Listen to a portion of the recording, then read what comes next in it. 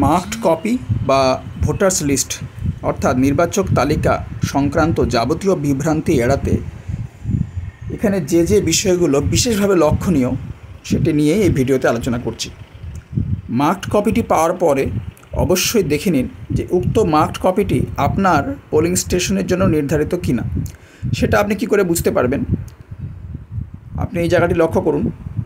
এখানে আপনার পোলিং স্টেশনের যাবতীয় ডিটেলসটা দেওয়া থাকবে। প্রধান শহর, গ্রাম, ওয়ার্ড, থানা, গ্রাম পঞ্চায়েত, ব্লক, মহকুমা, জেলা, পিন।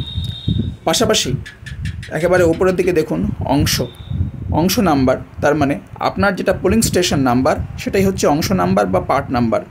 সেটা আপনি দেখে নিন, মিলিয়ে নিন। যেটা আপনার পোলিং স্টেশন নাম্বার সেটাই হলো অংশ নাম্বার বা পার্ট নাম্বার। এবারে এই বিষয়টি এই 2 নম্বর কলাম থেকেও ভালো করে আপনি মেনে নিতে পারেন। অংশ ও নির্বাচনী এলাকার পূর্ণ বিবরণ, তার মানে আপনার যে পোলিং স্টেশনে ডিউটি পড়েছে সেটার পার্ট নাম্বার এবং নেমটা কি সেটা এখানে পরিষ্কার করে লেখা থাকবে। আরেকটা কথা বলে রাখি, এই পৃষ্ঠার উল্টো দিকে মার্কড কপির যেটা টপ শিট, এটা হলো টপ শিট, একেবারে উপরের পৃষ্ঠা, এটার উল্টো দিকে আপনার উক্ত এলাকার যে লোকেশন বা ম্যাপ সেটা কিন্তু দেওয়া থাকে এবং একটা ছবিও দেওয়া থাকে। এবার এখানে বিশেষভাবে তাহলে আপনি পার্ট নাম্বার মিলিয়ে নিলেন, আপনার যে পোলিং স্টেশনের নাম্বার এবং নেম সেটা আপনি এখান থেকে মিলিয়ে নিতে পারেন। এবার দেখুন ভোট গ্রহণ কেন্দ্রের পূর্ণ বিবরণ, সেটা আবার এখানে দেওয়া থাকবে। ভোট গ্রহণ কেন্দ্রের নং এবং নাম সেটা আপনি এখান থেকে মেলাতে পারেন, ভোট গ্রহণ কেন্দ্রের ঠিকানাও এখান থেকে মিলিয়ে নেবেন। এবারে মোস্ট ইম্পর্টেন্ট যেটা বিষয় সেটা হলো এখানে কতগুলো ভোটার রয়েছে। ক্রমিক সংখ্যা দেখুন, ক্রমিক সংখ্যা এখানে 1 থেকে শুরু করে শেষ ক্রমিক নং 700 পর্যন্ত দেওয়া হয়েছে। তার মানে এই মার্কড কপিটিতে 1 পৃষ্ঠা থেকে শুরু করে 700 পৃষ্ঠা পর্যন্ত রয়েছে। কিন্তু এই শেষ ক্রমিক সংখ্যা মানে কিন্তু আপনার এই পোলিং স্টেশনের ভোটার সংখ্যা না। এই বিভ্রান্তিটা যেন না হয়। এখানে মোট 1 থেকে 700 পর্যন্ত পৃষ্ঠা রয়েছে, কিন্তু আপনার টোটাল ভোটারটা আপনি কোথায় পাবেন? এটা আপনি সব সময় পাবেন এখানে মোট ভোটার 691। যেমন এখানে একটা টপ শিট আমি দেখাচ্ছি 691।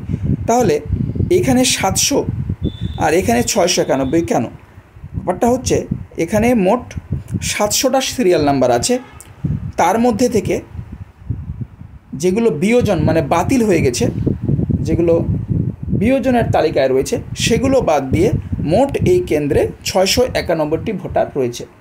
আপনাকে কিন্তু বিভিন্ন ফর্মে এই total number of voters assign to the polling station এই সংখ্যাটা লিখতে হবে। এটা কিন্তু আপনি মোটটি দেখে তারপরে লিখবেন, আপনি শেষ ক্রমিক সংখ্যাটা দেখে বসাবেন না, তাহলে কিন্তু ভুল হবে। তার মানে যতগুলো সিরিয়াল নাম্বার এখানে রয়েছে তার থেকে যেগুলো বিয়োজন বা বাতিল হয়েছে মানে লিস্ট থেকে বেরিয়ে গেছে বাদ দিয়ে এখানে মোট ভোটারের সংখ্যা দেওয়া হয়েছে।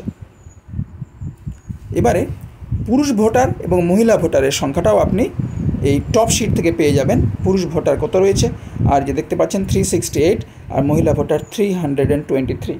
তাহলে আপনি এই যে নির্বাচক তালিকা বা মার্কড কপি, এটার এই টপ শিট থেকে আপনার টোটাল ভোটারের সংখ্যা, পুরুষ ভোটার, নারী ভোটার বা তৃতীয় লিঙ্গ বা থার্ড জেন্ডার থাকলে সেই সংখ্যাটি এখানকে পেয়ে যাচ্ছেন।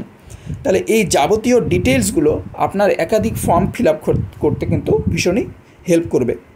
তাহলে টপ শিটটি কীভাবে দেখবেন, টপ শিটে কোন কোন বিষয় মেলানো রয়েছে, কোন কোন বিষয় বিশেষভাবে লক্ষ্য করতে হবে, এই নিয়ে এই ভিডিওটি ছিল। আশা করি এই ভিডিওটি দ্বারা আপনারা উপকৃত হবেন। Thank you so much, thanks for watching.